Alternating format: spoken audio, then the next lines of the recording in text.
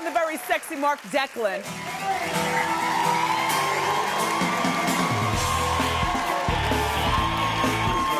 Yes. Hello. How you doing? I'm all right. Oh my gosh. Everybody is so right. You know. How you doing? So Mark, everybody is so right. Now this is the first time we've seen each other because I always like to save my surprise for when my guests come out, but the entire staff, guys, girls, everybody, buzzing about how gorgeous you are. Wow. Yes, you are giving it up. That's the Blake effect. Yeah. The guys, the girls, yeah. So Blake and Cricket on GCB are a power couple in what they call a white marriage. I'd never heard this term before, but I'm going to start to use it and we're going to spread the word. Tell everybody what a white marriage is. It sounds horribly racist, doesn't it? Yes, it does. No, a white marriage. So I had never heard of it either. When I came into this, I said to the producers and the creator, what is this? I mean, it feels so old-fashioned. Yeah. For a closeted gay man to be married to a woman. And Bobby Harling, who wrote Steel Magnolias and a bunch of other stuff you've seen, explained to me that in Southern society there's this thing called a white marriage, and it's a convention that's sort of accepted where it's sort of like the military's don't ask, don't tell. Yes. And a gay man will marry his best friend from childhood, and maybe they're from wealthy dynastic families, and they have an agreement. And everybody knows about it, but nobody really talks about it. But how many people in this audience know for a fact people who are in white marriages? Wow. I do. It happens. It does happen. Well, that's the thing, because we live on the coasts. All my gay friends are out. Yes. So I thought, well, I don't know. I don't have a template for this. I don't know what this is. And he must be tortured and self-hating. And they said, no, he's not. He's comfortable with himself. He knows who he is. Listen, one of my favorite scenes, because I thought that you and Cricket did not know about, I didn't think that she knew you were gay. And then that night when you guys were laying in that big, beautiful bed. Yeah.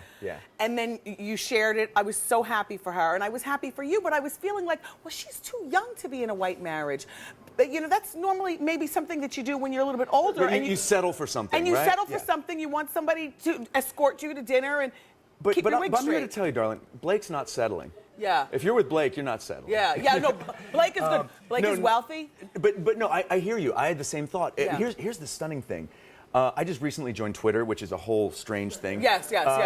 But Blake at Shippers, woo! I'll get back to that. But I've had people reaching out to me, people from around the country saying, thank you for this portrayal. I'm in one of these. And I love my wife, or I love my husband, and we're really happy. And I was so naive. I was shocked. You were? But it's real. Yeah. People are like coming out to me on Twitter. It's crazy. Yes. Well, do you you were shirtless on the show you've got a very nice body. Exactly. Is there anything that you do to prepare for that close-up? Yeah, I tell the producers to give me a heads up.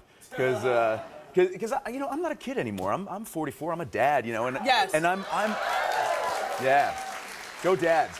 And I was saying the other day, I'm straight fit. I'm hetero fit. Yes. Gay fit is a whole different animal. Whole different right? thing. Oh yeah. So honestly, Gay I was like, if I'm taking off my shirt and I'm supposed to be this guy, who other characters talk about him. Other characters say, he only eats egg whites, or have you seen the abs on this guy? Not Yes. since Mardi Gras. So you've got to live up to that. Yes. So so I say, give me a heads up so I can starve myself. Yes, yes. Eating is overrated. Yeah. So in real life, everybody, Mark is a married dad to a 2-year-old daughter. Your daughter is absolutely scrumptious. Your wife and you make a stunning couple. Thank you. Now, is she showbiz? Do we know her when she takes her glasses off? No, she is, yes, she's a performer. We were actually both doing Broadway shows. She was in Jersey Boys for a while and Man of La Mancha, but she's not, she's not someone you would know. Yes. She's a wonderful singer and performer, and now she's a full-time mom And loving it. And with a husband with a steady income. Thank God. I've seen you once before on TV. You might remember. Remember when Charlotte the sailor took his shirt off for Charlotte on Sex and the City? No. She took her shirt off for the sailor. She took her shirt off for the sailor. Yeah. Well, Mark was the sailor. But that's the only time.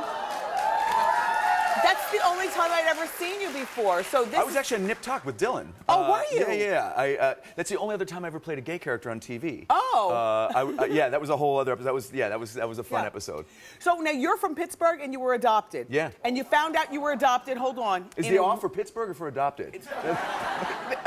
Look. He found out he was adopted in a really strange way. Tell the story. Well, okay. So, little background. I actually always knew I was adopted. I grew up in Pittsburgh. Okay. Great family. They always told us we were adopted, and never felt any need to go looking for the birth family. Okay. And I hate when people say real family. Yes. Because everyone in this story is real. Yes. Right. And But it was the name.